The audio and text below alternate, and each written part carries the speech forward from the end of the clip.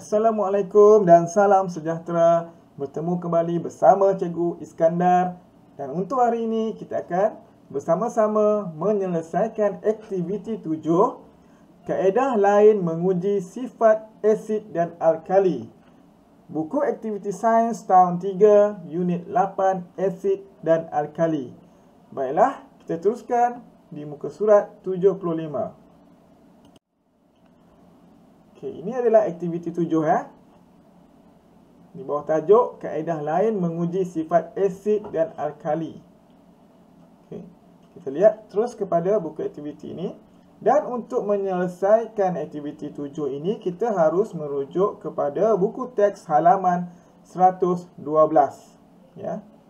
Di sini ya. Pengganti kertas litmus. Okey, sekarang ni kertas litmus tak ada. Jadi kita harus gunakan apakah bahan yang boleh menggantikan kertas litmus untuk menguji sifat asid atau alkali. Okey. Kita teruskan dengan persoalan di sini.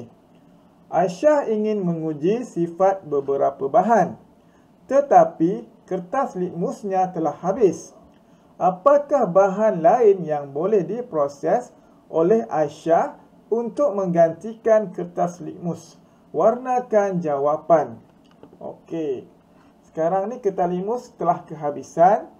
Jadi di sini ada beberapa objek tumbuh-tumbuhan.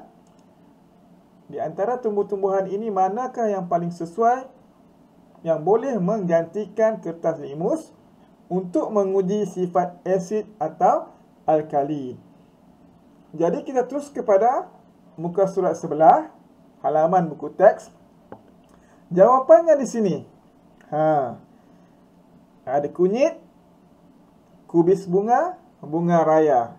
Jadi inilah jawapan ataupun tumbuhan yang boleh menggantikan kertas litmus untuk menguji sifat asid dan alkali. Okey ya. Kunyit, ada kunyit di sini. Kemudian kubis ungu. Ini dia, kubis ungu. Dan akhir sekali ekstrak bunga raya. Okey, ni bunga raya. Okey, bunga raya. Jadi tugasan kamu adalah warnakan jawapan-jawapan yang telah kita jumpa tadi. Ya, iaitu kunyit, bunga raya dan kubis bunga. Okey, warnakan ketiga-tiga tumbuhan yang ini. Okey. Seterusnya, dengan menggunakan enjin carian, tulis cara menguji bahan berasid dan beralkali menggunakan salah satu bahan tersebut. Okey, kita lihat balik di muka surat sini. Okey, cikgu akan terangkan cara paling ringkas untuk menggunakan salah satu bahan sini untuk menguji sifat asid atau alkali. Okey. Okey, contoh pertama, bahan-bahan ini kita perlu ekstrakkan dia. Kita jadikan dia larutan. Okey. Kita ambil ekstrak dia, kita perah dia, kita jadikan dia ekstrak kunyit, ekstrak kubis bunga, ekstrak bunga raya. Okey. Kemudian kita lihat pula pada bahan yang ingin kita uji tadi. Contoh di sini larutan soda bikarbonat ya, dengan perahan air limau nipis. Okey. Contoh kita ambil ekstrak kubis ungu. Okey, kita ambil.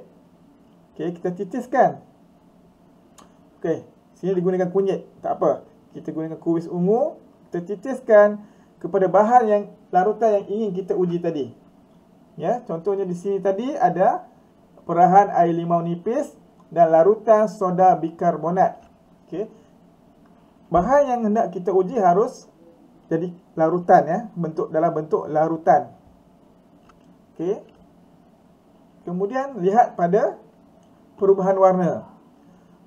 Apa yang berlaku pada larutan limau nipis?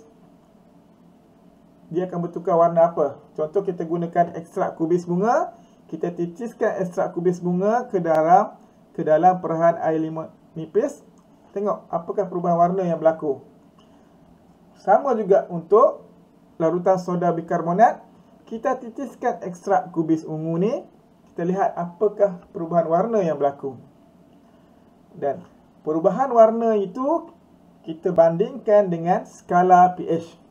Satu alat yang boleh menentukan sama ada sesuatu larutan itu mempunyai sifat asid atau alkali. Okay. Kita kena gunakan skala pH untuk melihat warna larutan tadi. Okay. Jadi kita kembali ke soalan di sini. Okey, tulis cara menguji bahan berasid dan beralkali menggunakan salah satu bahan tersebut. Okey ya. Cuba akan terangkan secara ringkas. Pertama, kita ambil satu kobis ungu.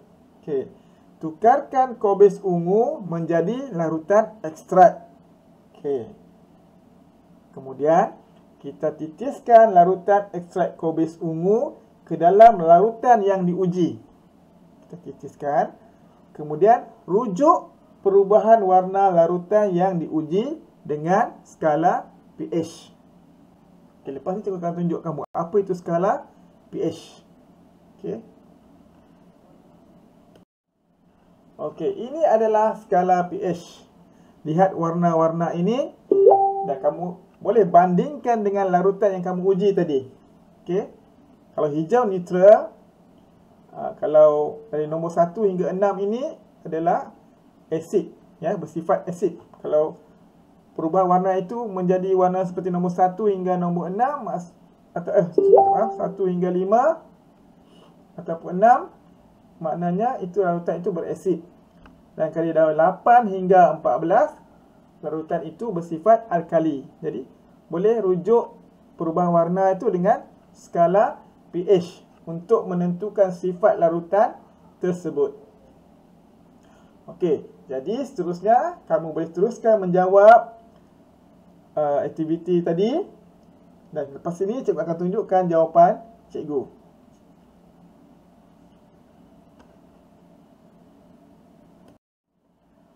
Okey, ini adalah jawapan cikgu. Yang pertama tadi kita kena warnakan. Okey, kita warnakan kunyit, bunga raya, kubis bunga. Dan ini adalah statement ataupun kenyataan secara ringkas bagaimana nak menggunakan salah satu bahan ini untuk menguji sesuatu larutan. Untuk mengetahui sifat sesuatu larutan itu sama ada bersifat asid atau alkali. Jadi sampai di sini saja. Terima kasih kerana meluangkan masa bersama Cikgu Iskandar. Hingga kita ketemu lagi. Sekian, terima kasih.